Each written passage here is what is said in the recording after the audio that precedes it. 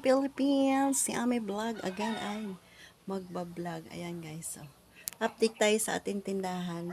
Dito na ang aking kaya nagpaano kami ng extension dito guys. O ayan o, kaya ang nilabas ko dito ang aking mga paninda. Ayan o, ina-arrange ko kasi super kalat siya.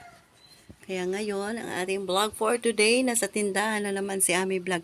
Kasi ito yung pamumuhay ni Ami Vlog. Kaya baka nagtaka kayo nasa tindahan, nasa garden, nasa ang life ni Ami Vlog. Kasi baka magtaka bakit nandun na naman siya si ganito, iba-iba ang upload ko. Kasi ganito ang pamumuhay ko. Pinakita ko lang sa inyo guys ang aking pamumuhay dito sa province. Tapos yun, magbakasyon sa Manila. Yan guys, kasi nag-enjoy lang ako sa ating buhay. Kasi hindi nyo alam na natanong na ang buhay ngayon ay ang mahalaga talaga ngayon ay ang masaya ka sa iyong ginagawa. Tapos, kailangan natin mag-positive sa ating pananaw sa buhay.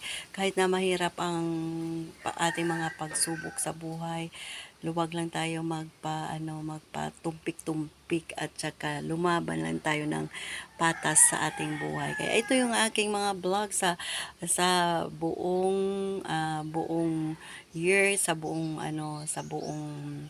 buwan, sa buong linggo, kung ano man ang aking pamumuhay, ito lang ang aking pinapakita sa inyo. Kaya guys, sana hindi kayo maghinawa sa aking mga vlog. Kung dito ako sa aking tindahan, tapos kung ano ang aking trabaho, tapos yung aking garden, ang aking mga activity sa aking buhay. Kaya yon mga events, kung sinong aking mga kasalamuha, yun totoo talaga yun guys, ang aking kasalamuha sa buhay. Basta tayo lang lagi ay masaya.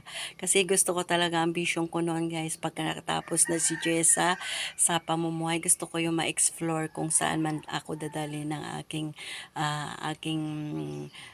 in the future natin na buhay. Kasi hiram lang tayo dito sa mundo, kaya lagi natin ingatan ang ating health para tayo ay tumagal pa sa ating buhay. Kaya congrats and God bless all sa inyong lahat. Sana hindi kayo magsawa sa aking mga re-upload, sa aking mga upload, sa aking pamumuhay. God bless, good luck, and sa inyong lahat mga content creator. Bye-bye! See you!